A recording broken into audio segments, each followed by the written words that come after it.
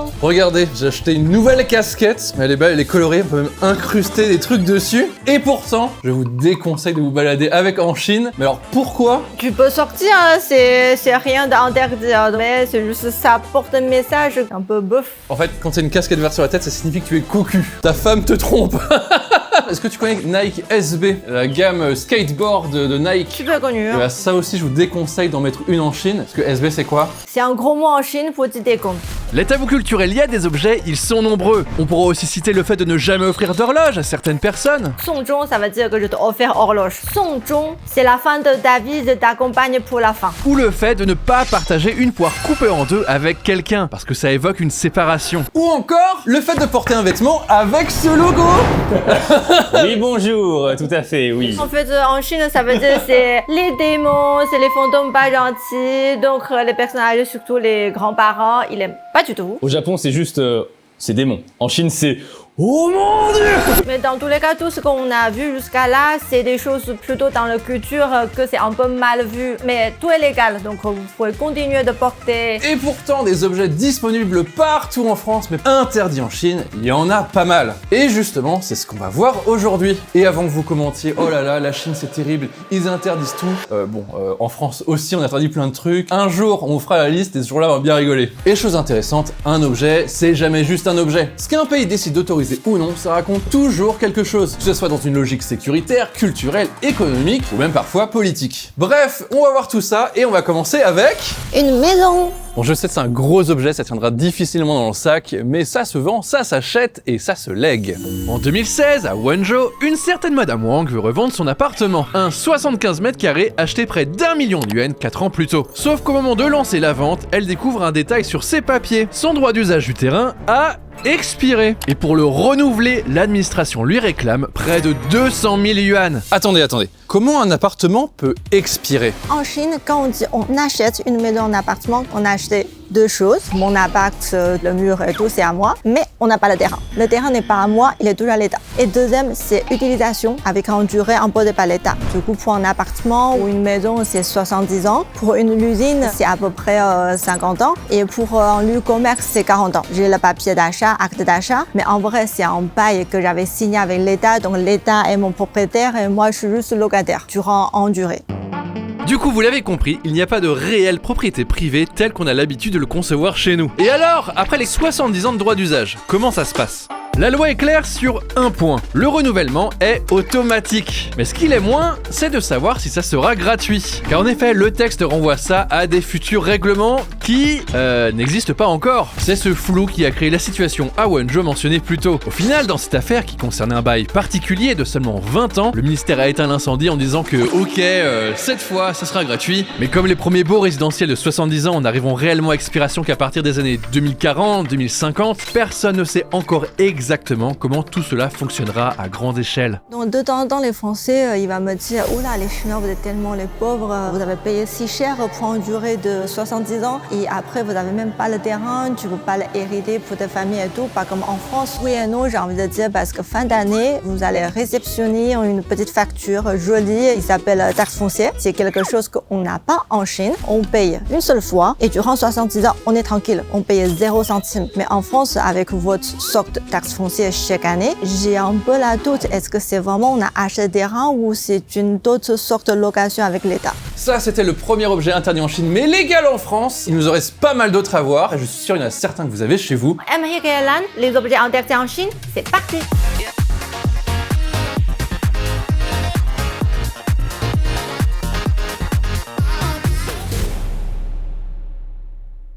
GTA 6 qui sort dans quelques mois, est-ce qu'on n'est pas tous surexcités? Bon là je sais c'est le 5. Mais voilà, pendant que toute la France sera en congé pour pouvoir jouer à GTA 6, il y a quand même un pays dont l'économie va continuer de tourner, c'est la Chine. Et oui, pas de GTA 6 pour les Chinois. Alors bon, je m'avance un peu, on n'est pas sûr de ça encore, mais vu que tous les précédents GTA, il n'y en a pas eu, bah, j'imagine mal le 6 avoir un traitement de faveur différent. Selon vous, à votre avis, quels jeux n'ont pas eu de sortie officielle en Chine? Tous les jeux violents, tu coupes les gens, Ouais, les Call of. Exactement, sauf un précisément, mais sachez aussi les Sims. Pourquoi? Les Sims, c'est parce que il peut y avoir des rapports sexuels. Une couette qui bouge.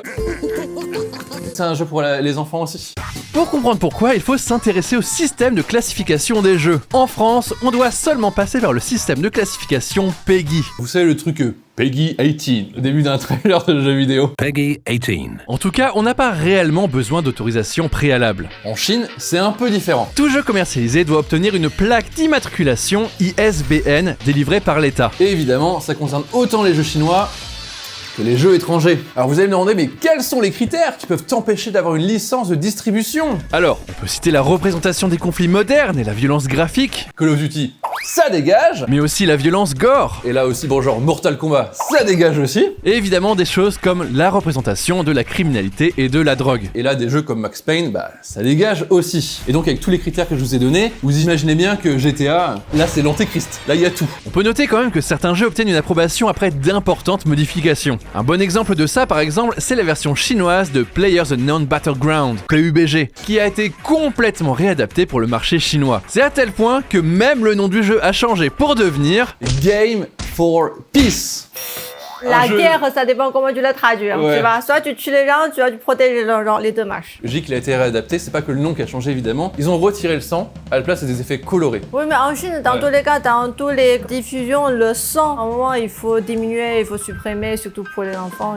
Donc voilà, il existe des jeux qui se conforment aux exigences des régulateurs pour négocier une sortie en Chine. C'est aussi le cas par exemple de Diablo ou de World of Warcraft qui ont ainsi subi quelques modifications, avec du sang dont on a changé la teinte de couleur, des tas d'os devenus des tombes ou des squelettes qui ont été remplacés par des créatures à la chair visible. Oui, c'est marrant ça. C'est marrant parce qu'avant c'était des squelettes et on dirait presque c'est devenu des zombies. Oui, Du coup, de loin on est en mode, peut-être je vois pas beaucoup de différence. Ça C'est fait moins macabre. En fait, ce qui motive ça, c'est pas juste le côté macabre, c'est aussi connecté au respect des défunts. Comme Chine, culture confucienne, etc., on respecte les ancêtres, on respecte les défunts, c'est aussi mal vu de mettre en scène des squelettes. Par contre, si vous suivez l'actualité du jeu vidéo, il y a peut-être un truc qui va vous faire tiquer depuis tout à l'heure. 14 Years of Flames, c'est le nom d'un jeu vidéo de guerre qui doit sortir bientôt, dans lequel on incarne des soldats chinois qui résistent face à l'envahisseur japonais lors de la seconde guerre sino-japonaise. Les images de la bande-annonce sont hyper impressionnantes et les joueurs de Call of Duty auront sans doute très hâte d'y jouer. Alors, de la guerre, de la violence, comment c'est possible quoi? Mais c'est la culture, ça existe. C'est de l'histoire. On va faire un jeu de guerre moderne. Oula, ça va être compliqué. Il y a de la violence, il y a plein de sang. Oula, ça va être compliqué. Vraiment, mais on tue des japonais. Allez, c'est bon, ça passe. Tout va. Bah en fait, je pense que le côté représentation historique, valeur éducative fait que ça peut permettre une sortie en Chine. Après, si c'est l'histoire vraie, t'as peu de... Call of Duty aussi, c'est des histoires réelles. Je veux dire, la bande-annonce, ça y va. Hein. Il y a du sang, il y a de la torture, il y a tout ce que tu Oui, veux. mais hein. c'est ce qu'on a vécu. Ah, ça c'est vrai.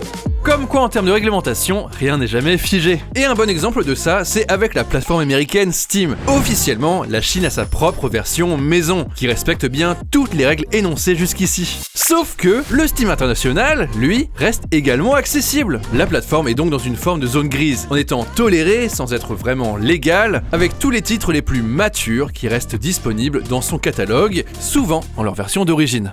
Et je pense qu'on peut passer à l'objet suivant.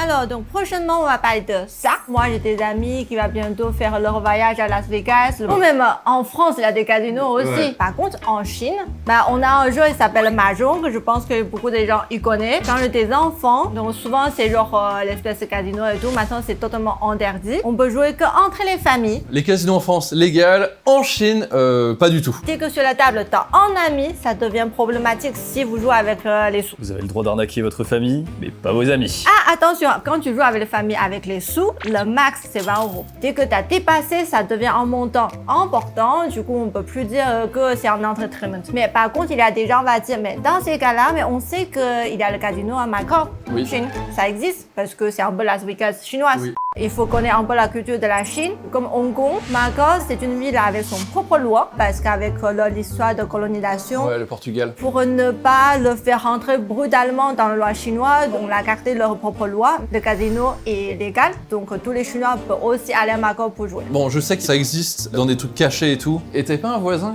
qui avait eu des histoires à cause de ça? Comme les Chinois, on vit dans des grosses résidences avec des bâtiments entre les voisins, donc tu peux avoir une salle de divertissement, du comme ça. Et au bout d'un moment, les gens vont commencer à jouer à un peu des sous, donc souvent, t'as les policiers qui font les tours. Donc moi, j'ai déjà entendu, il y a des voisins qui se font enlever par les policiers parce que sur la table, il y a 50 € quoi. Au Japon, c'est pas légal non plus, mais il y a un twist. Ce qu'ils font maintenant, c'est les boissons. En gros, ils sont sur la table de Mahjong et ils commandent tous des boissons. Et la boisson, elle coûte 2000 €. En fait, ce qui se passe à la fin, c'est que le gagnant, il va voir le barman et là, il a le truc. Mais le problème, c'est que si c'est avec cette méthode-là, bah, la police, elle peut débarquer en pleine partie. Ils ont que des boissons. Rappelle, le pachinko, c'est un peu ce truc-là. On gagne que Oui. des billes. C'est juste qu'après, on va dans un endroit et on échange ces billes contre de l'argent réel. Et du coup, il n'y a pas de transaction directe C'est ça. dans les salles de pachinko. Comme par hasard, t'as un autre bâtiment juste à côté qui adore les billes. Genre, ils veulent des billes. Ils sont prêts à acheter des billes. Il y a des gens, peut-être un jour, va me questionner, ok, il n'y a pas de jeu d'argent en Chine, il n'y a pas de casino, on a compris, mais il y a l'auto en Chine. Et la question, c'est pourquoi l'auto, c'est ok? Parce qu'en Chine, qui organise l'auto,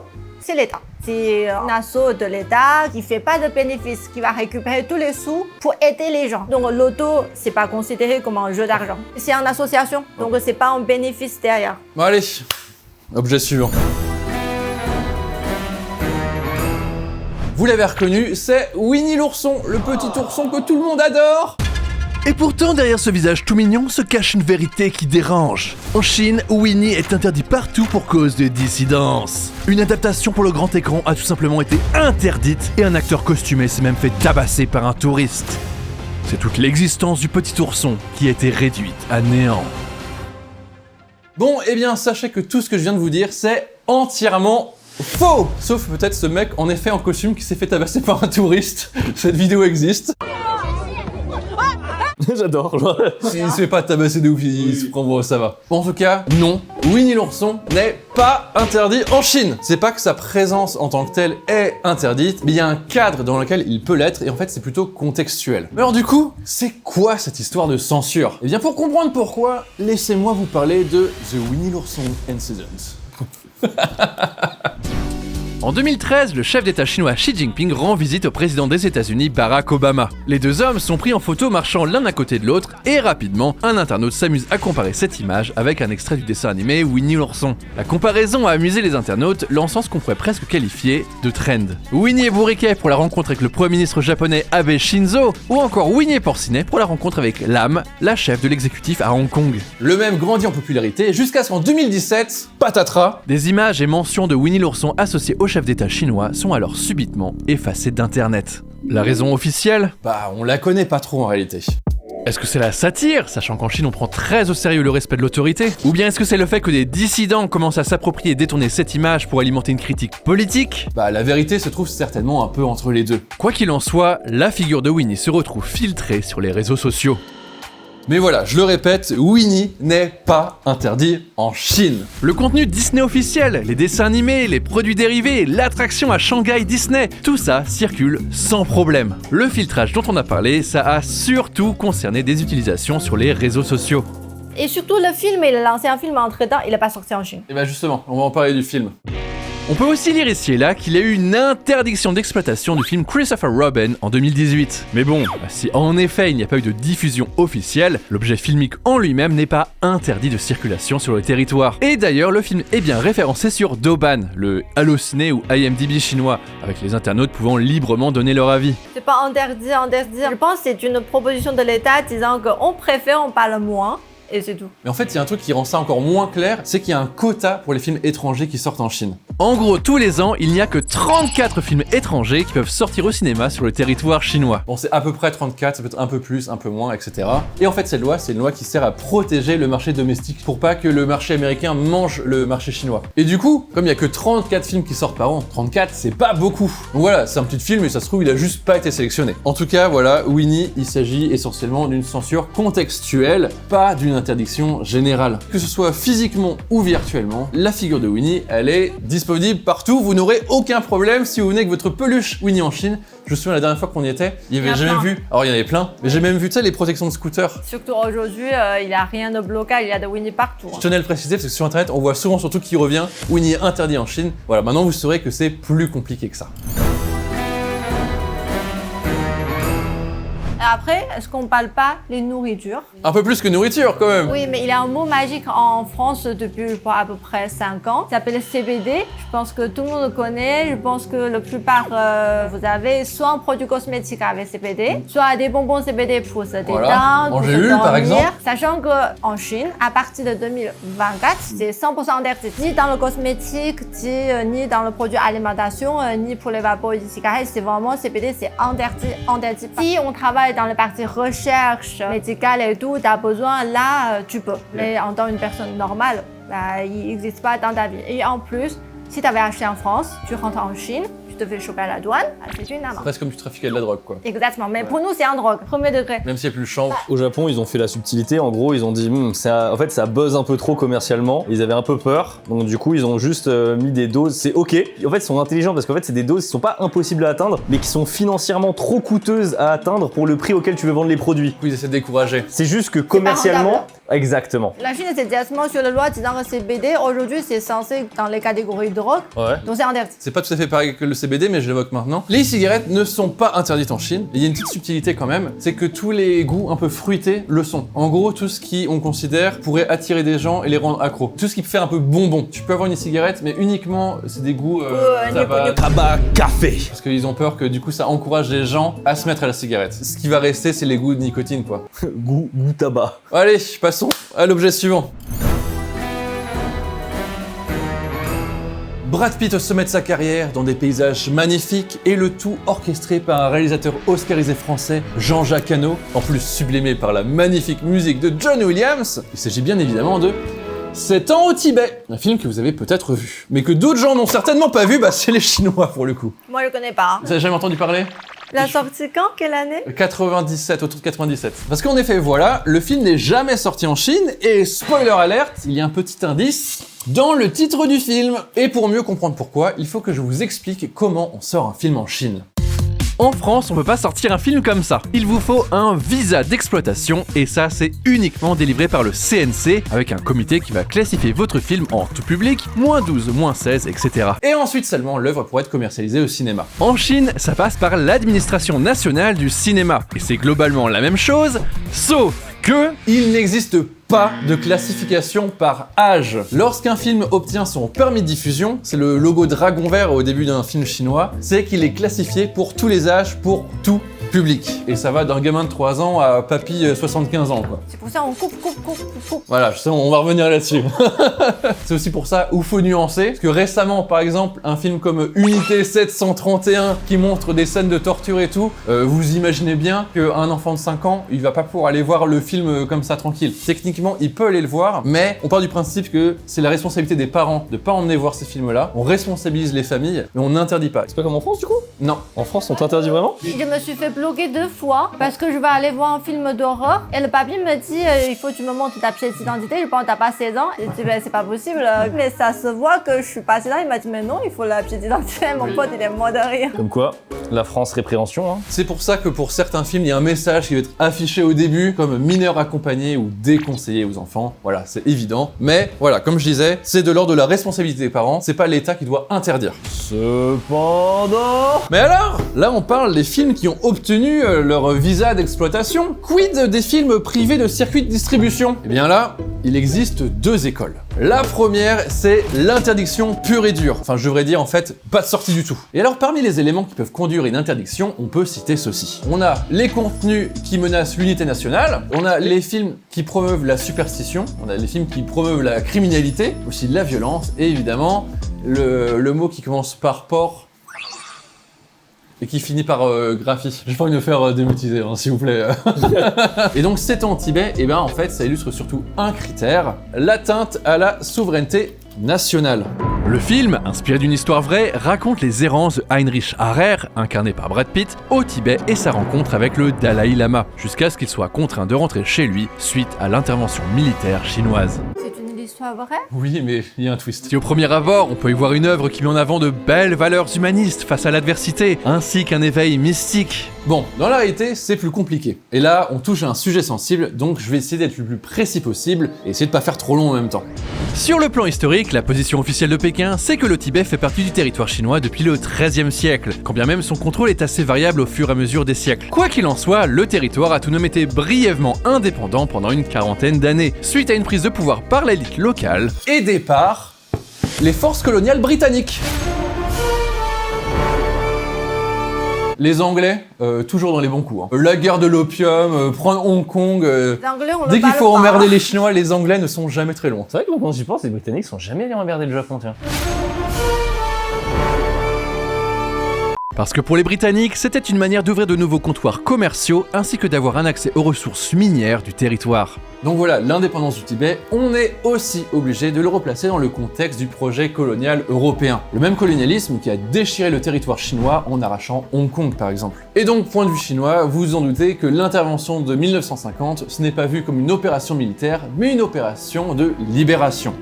Libération d'un Tibet qui était jusque-là une société féodale. Par féodal, j'entends qu'avant les années 50 et la réintégration du Tibet au territoire chinois, le servage, donc le fait d'avoir des sujets qui exploitaient la terre d'un seigneur, ainsi que l'esclavage était encore en vigueur. Donc bon, quand sort un film hollywoodien avec la plus grosse star de l'époque qui montre une armée chinoise belliqueuse en train de débarquer dans un Tibet pacifique pour mettre fin à un paradis bouddhiste, je pense que vous voyez le problème. Et tout ça s'inscrit aussi, alors je vais dire un truc qui sonne très complotiste, mais qui a été déclassifié à la fin des années 90, ça s'inscrit dans une grande campagne de propagande anti-chinoise menée par la CIA autour du Tibet. Et en fait, c'était pendant la guerre froide. Et c'est pour ça que ce personnage principal était en réalité... Attends, on y arrive. En gros, pendant plus de 20 ans, la CIA a mené des opérations paramilitaires, de propagande et de renseignement vis-à-vis du Tibet, notamment en formant des soldats et en organisant des soulèvements massifs. Tout ça s'inscrivait dans l'objectif plus large de contrer l'avancée du communisme en Asie. Quand même, à l'époque, dans les années 60, le Dalai Lama, il touchait 180 000 $ par an de la part de la CIA. En fait, il l'utilisait aussi comme figure anticommuniste. Tu deviens un star, quoi. Bon, tous ces événements s'étaient déclassifiés à la fin des années 90. C'était dans le New York Times et le Chicago Tribune. Et en fait, ils ont déclassifié, ils ont rendu public tous les documents qui ont montré que pendant plus de 20 ans, la CIA a financé le Tibet. Alors, Pendant... pas encore. Et donc, avec toutes les informations que vous avez maintenant, vous comprenez mieux pourquoi 7 ans au Tibet, il n'a pas eu de sortie en Chine. Et pourquoi même c'est vu comme de la propagande anti-chinoise. Ah ouais, et dernière chose sur ce film. Ah, on y arrive enfin. Le personnage incarné par Brad Pitt, Heinrich Heirer dans la vraie vie, eh bien sachez que ce gentil monsieur autrichien était en réalité un nazi. Oh là, c'est pour ça il sort pas. Hein. Et pas juste un nazi, c'était un SS. Et voici une jolie photo de lui aux côtés de Adolf Hitler. On peut dire ce qu'on veut, le Dalai Lama, il a des super potes. Attends, c'est le même Dalai Lama qui a... C'est le même qu'aujourd'hui. Du coup, il a dans son palmarès, il a serré la main dans SS et il a accueilli à bras ouverts le terroriste numéro 1 du Japon de ces 50 dernières années.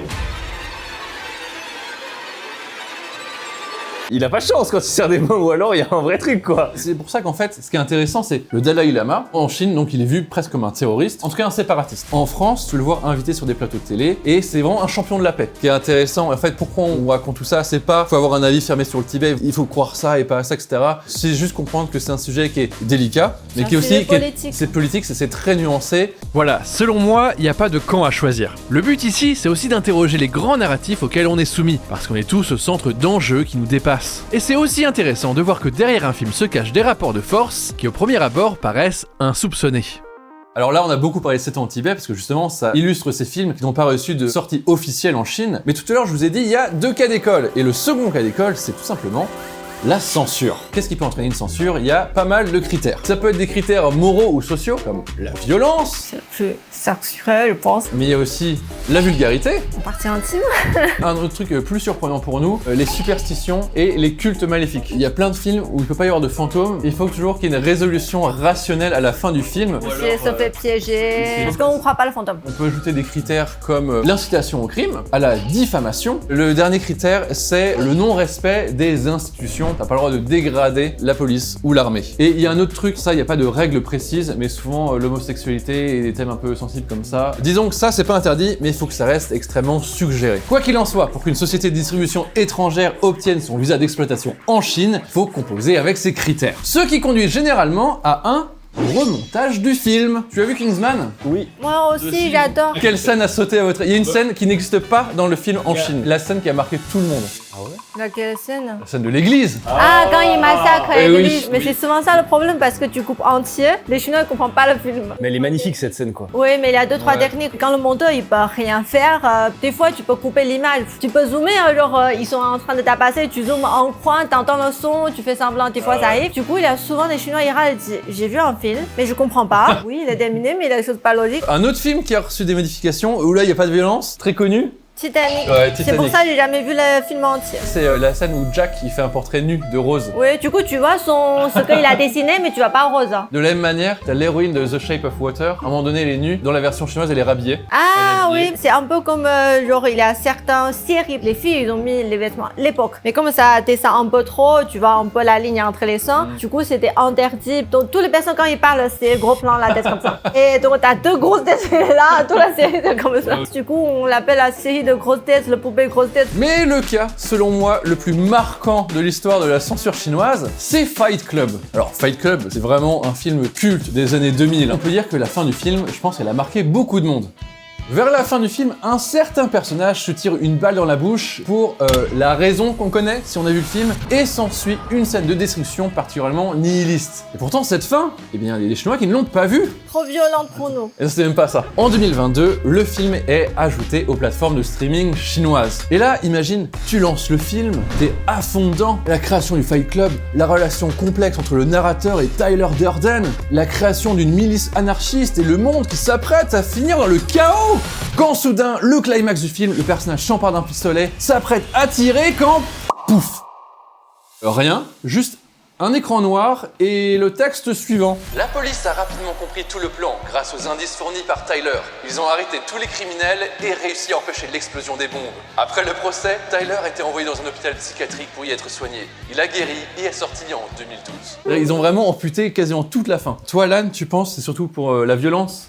En fait, ce qui pose plutôt problème, c'est l'échec de la police, la victoire des terroristes et l'effondrement du système. C'est tout le système bancaire, tout le système capitaliste dans lequel ils vivent qui veulent faire effondrer. On a vraiment retiré plein de mythes sur la fin. C'est pas juste qu'on l'a coupée, c'est qu'on l'a réécrite entièrement. Là, c'est la police qui gagne maintenant. Au moins le film est sorti. Mais en fait, ça s'arrête pas là. Parce que forcément, les Chinois, ils sont pas bêtes. Quand ils voient ça, ils se disent on se fout de ma gueule ou quoi là? Qu'est-ce qui se passe? Il y a énormément de gens qui ont râlé. Et au final, au bout de quelques semaines, Tencent, qui était le propriétaire de la plateforme, ils ont cédé à la pression populaire et le film Fight Club est redevenu visible en version normale pour tout le monde. Et aussi pourquoi je parle de ça, c'est pas juste oh la Chine elle censure et tout, il y a des critères, mais ça peut être plus ou moins assoupli et c'est jamais vraiment figé dans le marbre. Mais je pense que tous les pays font la même chose. En fait, un truc qui me fait rire, c'est qu'on parle de beaucoup, genre les films étrangers qui ne sortent pas en Chine, l'interdiction, la censure. Les films chinois sont pas non plus. La très grande majorité des films chinois ils sortent pas en France. Et c'est pas forcément une question de censure ou d'interdiction. Oui. En Chine, il y a un quota, on a dit il y a 34 films étrangers qui sortent par an. Tous les films qui ne sortent pas en Chine ne sont pas tout le temps interdits. Et vous savez que par contre, les films interdits en France, ça a existé. Est-ce que vous savez quel film? Pas le gouvernement français qui font des bêtises. Oh, je pense des films genre esclavage en Afrique. Ouais, souvent c'est tout ce qui tient colonisation, la guerre d'Algérie, il y a eu beaucoup de documentaires aujourd'hui souvent qui sont visibles et pendant plusieurs décennies ont été interdits de distribution en France. Et le premier film de Stanley Kubrick, son premier film Les Sentiers de la Gloire, c'est pendant la Première Guerre mondiale. Le site est interdit parce qu'en fait ça montrait la France pendant la Première Guerre mondiale, pas du côté des gentils. Voilà, j'en parle parce que je veux pas faire genre il y a que en Chine on interdit des trucs. Ouais, ça c'est un jeu politique aussi. Bon allez, après ce long segment, on peut passer à l'objet suivant. Et prochaine, on va parler de ça. Ah mais ça me rappelle, j'ai une photo avec ça devant la porte chez moi. Alors on va parler des fausses armes. Alors pas Nerf, Pas ça. je prends Nerf pour l'illustration parce que YouTube censure les images d'armes. Il y a quelqu'un derrière cette caméra qui en a payé les frais il y a pas longtemps. Pour parler, on dit oui, machin, en France, on censure pas par rapport à la Chine. YouTube, c'est YouTube à cause des règles françaises. Je te garantis tout ce que tu veux comment ce serait passé si c'était aux États-Unis. Mais du coup, en Chine, ça existe, hein, les fausses armes, on dit, mais la règle, c'est différent que la France. Le niveau de puissance est beaucoup plus bas. Mais en Chine, le plus compliqué pour ça, c'est apparence de ton fausse arme. Une image un peu fantaisiste comme celle-là, ça passe. Mais dès que c'est une réplique fidèle qui ressemble trop à une réelle, c'est interdit. Même un couteau comme ça, tu te vois de loin, il est la vraie couleur de couteau, mais c'est interdit. Voilà, en fait, c'est juste que tu peux tromper l'œil de la personne, tu peux... S'en fout. T'as vu comment elle s'en fout? Je me tue en vidéo, tu t'en fous. J'attends héritage.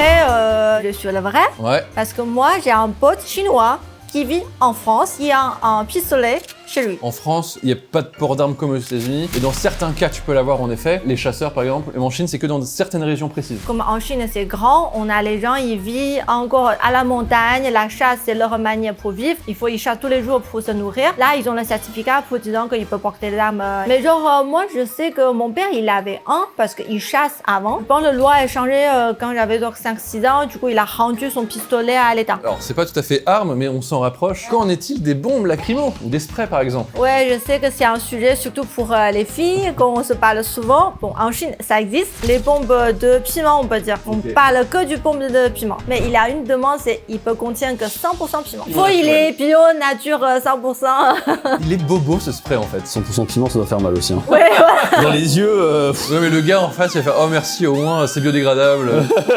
Allez, prochain objet. Ceci est un jeu de tarot. Les cartes sont belles, elles sont magnifiques. Et est-ce que vous connaissez l'utilité d'un jeu de tarot? C'est l'histoire de voyant. Ouais, l'idée c'est justement de tirer des cartes pour obtenir des présages. La justice, oh ça te va bien. Pour être honnête, posséder un jeu de tarot, ce n'est pas illégal en Chine. Ce qui l'est, c'est son utilisation commerciale. Mais pour comprendre pourquoi, il faut saisir comment l'État chinois pense les croyances. Le niveau 1, ce sont les religions officiellement reconnues. Les 5 grandes, le bouddhisme, le taoïsme, l'islam, le catholicisme et le protestantisme. Plus les traditions populaires locales qu'on classe en patrimoine culturel. Tout ça, c'est protégé. Et c'est déjà une différence avec la France, parce qu'en fait, en France, on reconnaît aucune religion, on reconnaît uniquement la laïcité d'État. Le niveau 2, ce sont les xie-jia. Littéralement, les enseignements maléfiques. Et là, on rigole plus du tout. C'est ce qu'on classe comme secte dangereuse pour l'ordre social. Et l'exemple le plus célèbre, c'est celui de Falun Gong. Et tous ces mouvements sont activement réprimés. Mais pas chez nous, visiblement, parce que Falun Gong, Oh, on les trouve va à partout. Châtelet, hein, par On les trouve à Châtelet, mais partout dans les métros. Vous avez déjà vu comment ça s'appelle Shenyun. Shenyun. Alors, pour ceux qui ne le savent pas, Shenyun, c'est organisé par Falun Gong, qui est la plus grosse secte chinoise. Parce que Falun Gong, en gros, c'est un rouleau de bouddhisme ou dynastie dans ton ventre. Dès que tu pratiques, au bout d'un moment, il va sortir. Dès que tu le sors, tu deviens un dieu. Donc les gens, ils se coupent pour que ça sorte. Le niveau 3, ce sont les Fengjian, Mi-Xin, les superstitions féodales. Là, on parle de tout ce qui est voyance, divination, astrologie, feng shui, ou alors feng shui comme disent certains. Ou le tarot, par exemple. C'est dans ce niveau que ça devient intéressant, parce qu'officiellement, c'est classé comme irrationnel ou opposé à la science. En gros, comme un frein au modernisme. C'est dedans, on a le oni. Hein.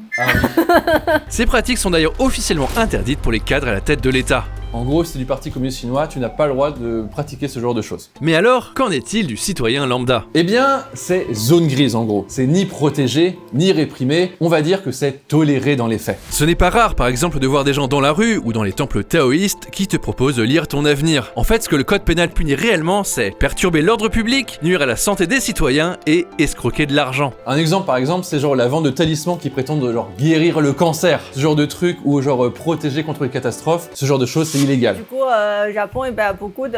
j'avoue, nous on a des omamoli partout, nous. C'est ça, là. Officiellement, c'est vu comme de la publicité mensongère qui va faire un exercice illégal de la médecine. Tirer des cartes pour le divertissement, c'est comme le casino, t'as le droit, y a pas de souci. Par contre, si tu ouvres une boutique de tarot, que tu fais de la pub, que tu fais des posts sur les réseaux sociaux, que tu mets des affiches dans la rue, etc., tout ça, c'est non. Tout ça, c'est pas possible du tout. Par contre, en France, que ce soit la voyance, l'astrologie, la cartomancie, tout ça, c'est des professions qui sont légales. On a des émissions à la télé qui pour la voyance, c'est des sites d'abonnement en ligne. Chaîne YouTube aussi. Bah, tu vois, je suis pas surpris. Mais en fait, c'est plutôt la Chine. Hein. Le gouvernement nous poussait à aller croire juste la science. Il y a un programme chinois que j'adore regarder quand j'étais enfant. Il s'appelle S'approcher la science. C'est le programme, il va aller dans la village. Parce que dans le village, les gens ils disent, mais il a toujours les effets un peu fantômetés, je sais pas trop. Chez moi, la lumière, il s'allume toujours 21h le soir, tous les soirs. Et forcément, c'est le fantôme et tout. Donc, ce programme, il va aller analyser et filmer et tout. Donc, ça dure 1 heure chaque fois avec une enquête. Et à la fin, c'est toujours la lumière s'allume, mais parce que t'as mal branché sur un coin ou tout. Du coup, c'est super rigolo quand tu regardes ça. Ça me rappelle du coup ce que je disais sur les films de fantômes où à la fin il faut toujours qu'il y ait une explication rationnelle. Attends, est-ce que tu crois que par exemple le Grand JD, le youtubeur qui est dans les maisons en tête, tu pourrais faire ça en Chine ou pas? Ouais, sur internet c'est différent parce que la loi c'est un peu différent sur le fait. Dans les films et sur internet c'est autre chose. Ok, d'accord.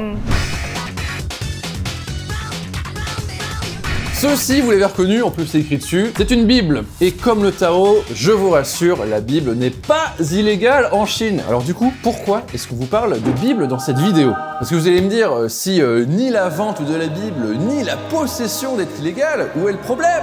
Eh bien parce que ce qui pose problème ici, ce n'est pas le contenu du texte, c'est l'édition du livre. C'est bien, là j'ai envie d'en savoir plus. Vous le savez peut-être, normalement, chaque livre qui est commercialisé est accompagné de son numéro ISBN. C'est le petit chiffre en bas, juste à côté du code barre. C'est son identifiant d'enregistrement en tant que livre, sa carte d'identité en gros, on va dire. Eh bien, sachez-le, sur les exemplaires chinois de la Bible, il n'y a pas de numéro ISBN. Mais alors du coup, quelle différence? Quelle différence ça fait? Eh bien en fait, sans ce numéro ISBN, un livre ne peut pas être vendu en librairie. Que ce soit dans une grande chaîne façon la Fnac, ou bien même dans une petite librairie, c'est tout simplement impossible. Et pourtant, plus tôt, je vous ai dit que la vente de Bibles n'était pas interdite. Alors du coup, comment se procurer une Bible en Chine? En fait, la commercialisation des Bibles, et sachez-le aussi des autres textes religieux, elle est uniquement interdite en dehors des lieux de culte officiels. Ça veut dire que si c'est vendu par un lieu de culte, par une église par exemple, il n'y a absolument aucun souci. En fait, il faut savoir que les lieux de culte chrétiens en Chine dépendent du Conseil chrétien de Chine et du mouvement des 3 autonomies. On parle de 3 autonomies en français parce que ça désigne Autogouvernance, autofinancement et autopropagation. en gros une église gérée par des Chinois, financée par des Chinois, qui évangélisent des Chinois. Et l'objectif de tout ça, je pense que vous en doutez un petit peu, c'est de pouvoir limiter au maximum le moindre risque d'ingérence étrangère. Parce que par le passé, le christianisme a servi de levier pour influencer les affaires chinoises. Et on parle pas d'une petite crainte abstraite. Pendant tout le 19e siècle, l'évangélisation était imposée par les traités inégaux. Et avant 1949, les missions étrangères contrôlaient une grosse partie du système hospitalier et universitaire. Et donc, ce n'est pas tant la foi chrétienne en elle-même qui nourrit cette méfiance, mais plutôt l'idée que le christianisme puisse servir de relais culturel, moral et politique de l'Occident en Chine. Bon, je vous ai parlé des 3 autonomies, mais ça concerne essentiellement les protestants. Pour les catholiques, ça porte un autre nom, mais c'est globalement la même chose. Sachez quand même que l'église chinoise a pendant très longtemps refusé l'autorité du Vatican. Et en fait, il y a un accord aujourd'hui qui existe avec Rome, mais c'est uniquement depuis 2018. C'est vraiment très récent, quoi. Bref, avec ces informations, vous comprenez mieux pourquoi seules les éditions chinoises sont tolérées, et ça seulement dans les canaux de distribution chinois. Mais du coup, je veux dire, t'es touriste, tu ramènes ta Bible, t'es mort. Alors, je vous rassure, en tant que touriste, vous pouvez ramener votre Bible avec vous, en admettant que vous avez besoin de voyager qu'une Bible. N'importe quelle version. Par contre, il y a un twist. On peut donc mettre une Bible dans sa valise, mais dans la limite du raisonnable. Il n'y a pas de chiffre officiel, mais on te demande de... tu peux prendre des Bibles, mais prends-en pas trop. Une Bible, mais pas 15. Et du coup, vous allez vous dire, mais qui a besoin de voyager que 150 Bibles? ça. À votre avis, qui a besoin de voyager que 150 Bibles? Ah, les parents? Non, pas les parents. Les diffuseurs, je sais plus. Pire, les Américains. En août 2008, pendant les JO de Pékin, un groupe de touristes américains s'est vu saisir, à votre avis, combien de Bibles? En couple, là. Non, un groupe. Attends, ils étaient Combien? 4. Centaines? Allez, 200. Eh bien, c'est plus que ça. 315 Bibles. Mais pourquoi? Dis-toi, ils étaient 4 et ils avaient chacun 75-80 Bibles et ils avaient prévu en fait d'en distribuer en Chine. Et du coup, la douane a tout saisi. Aïe aïe aïe. Confisquer ta Bible. Même le poids. Alors là, j'avoue le poids. T'as 34 kilos de Bible, ça veut dire. On parle en kilos de Bible maintenant. Et alors, un mot quand même concernant les textes des autres grandes religions. Avant, il y avait que la Bible qui avait une distribution limitée en Chine. Maintenant, que ça soit aussi l'islam ou les textes taoïstes, c'est aussi le cas. Attends, ils sont aussi, même Oui. si c'est aussi des Chinois de base. Maintenant, depuis 2018, c'est tous les textes, c'est que dans les lieux de culte officiels. Mais au moins, c'est juste pour toutes les religions, quoi. Prochain objet, on va parler de crypto-monnaie. Alors je précise quand même, ça c'est pas de la crypto-monnaie. Hein. C'est une fausse pièce. Hein. Évidemment, le principe de la crypto-monnaie, Ça n'existe pas. c'est que les virtuels. Donc, en tout cas, ça, n'importe c'est Bitcoin ou les autres, parce qu'aujourd'hui il y a plein, c'est tout interdit en Chine. Par contre, c'est récent. C'est à partir de cette année qu'ils viennent d'interdire tous les achats, reventes sur ces monnaies-là. Pour une raison tout simple, parce que c'est pas une monnaie officielle. Donc, la loi chinoise, il protège que tous les conflits liés avec une monnaie officielle. Donc, une vraie monnaie existe, tu peux acheter ton pain et les nourritures. Mais ça, comme c'est pas ça existe, mais c'est pas officiel. Du coup, la loi chinoise ne le protège pas en cas de conflit. J'imagine ils le voient pas comme une monnaie, mais un objet de spéculation. En fait, il n'est pas considéré dans les catégories de monnaie. Donc, la loi, il peut pas appliquer. Donc, quand il y a des conflits, surtout récemment, comme cette partie de commerce est beaucoup augmentée, quand tu se fais arnaquer, mais en fait, le policier, il peut pas interroger parce qu'il y a zéro loi qui peut appliquer sur les affaires. faire. Donc pour éviter toutes les victimes et les gens essaient de gagner des thunes illégales, la Chine fait juste interdit. Par contre, il faut juste faire la différence entre crypto-monnaie et monnaie digitale. Comme tout le monde sait qu'aujourd'hui en Chine, on n'a plus de porte-monnaie, la monnaie n'existe quasiment pas, c'est qu'en digital. Donc toutes les monnaies digitales, US dollars, euros, RMB, tout, c'est légal. Vraiment, il faut séparer les deux thèmes un peu différents. Bon allez, dernier objet. Derrière cette couche de mosaïque se cache un film pour adultes, aussi appelé A-Pian en Chine. Après, c'est la spécialité de Japon. Ça c'est vrai. La mosaïque, ça on connaît. Et justement, en Chine, c'est plus compliqué. Bon, j'apprends rien à personne en disant que ce genre de production, en France, c'est légal. Juste, c'est absolument interdit aux mineurs. En Chine, ils sont interdits à... tout le monde en fait, peu importe ton âge. Que ce soit la production, la duplication, la diffusion de ce type de matériel, c'est absolument illégal. Et la consommation? Aussi. Et Tout oui. est interdit. Il n'y a pas l'histoire d'entraînement, divertissement, non, c'est interdit. Disons que même si tu le produis chez toi avec ton ou ta partenaire, personne va te prendre ton téléphone des mains et t'empêcher de le faire, mais il faut vraiment que ça reste sur ton téléphone. Même tu montes à des potes, c'est interdit. Attendez, j'ai une question. Une meuf envoie une nude. C'est interdit en Chine aussi. C'est comme j'ai dit, la seule nude qu'en Chine c'est autorisé, c'est torse nu d'un mec. Vous avez le droit de vous filmer si ça vous chante. Par contre, impossible de partager votre chef-d'œuvre avec le monde. C'est pour ça les sites genre OnlyFans, tout ça, c'est grave interdit en Chine. Et c'est d'ailleurs pour ça que la mention interdit au moins de 18 ans n'existe pas en Chine. C'est ce qu'on disait aussi avec les blockbusters tout à l'heure où on censurait certaines scènes. Vu qu'on peut pas montrer, il n'y a pas besoin de le classifier. Il n'y a pas besoin de l'interdire vu que ça n'existe pas. Durant les dernières décennies, il y a eu plusieurs grandes opérations de démantèlement de réseaux de distribution de films pour adultes. Comme à Shenzhen en 2014, où la police a arrêté le fondateur de Kuaibao, aussi appelé QVOD, une plateforme de streaming en peer-to-peer qui diffusait massivement des contenus coquins. L'homme a été condamné en 2016 à 3 ans et demi de prison, tandis que son entreprise a été condamnée à une amende de 10 millions de yuan. Tout ça s'inscrit plus largement dans ce qu'on appelle l'opération Nettoyer le net. C'était une grande campagne lancée dans les années 2010 qui visait à purger Internet de tous les contenus jugés immoraux, vulgaires ou obscènes. Voilà, on a fait le tour de tous ces objets, j'espère que vous avez appris plein de choses. Et puis là, on parle des objets qui sont interdits en Chine, mais illégaux en France. On pourrait très bien faire l'inverse. En tout cas, si ça vous a plu, n'hésitez pas à vous abonner, à mettre le petit j'aime, vous connaissez, et on se dit à la prochaine, à très vite.